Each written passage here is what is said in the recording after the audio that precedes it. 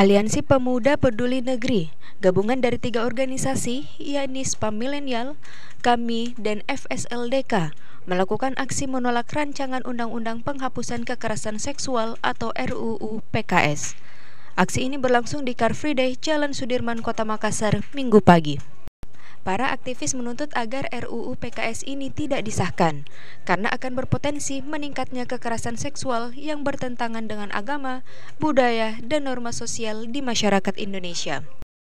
Aliansi Pemuda Peduli Negeri menganggap bahwa pasal yang dibuat mengandung makna yang multitafsir dan kurang jelas. Salah satunya pasal tentang seksualitas. Pasal yang dibuat perlu direvisi agar tidak ada kekacauan yang terjadi di kemudian hari. Aksi ini berlangsung damai, diisi dengan orasi aktivis dan penandatanganan masyarakat yang menolak pengesahan RUU PKS.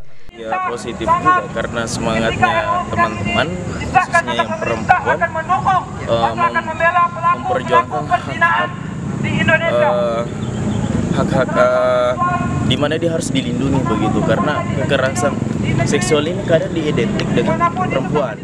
Sama-sama setuju, tetap ada kekerasan di dalamnya, tetap harus artinya dicari suatu solusi agar supaya hal-hal ini tidak terjadi.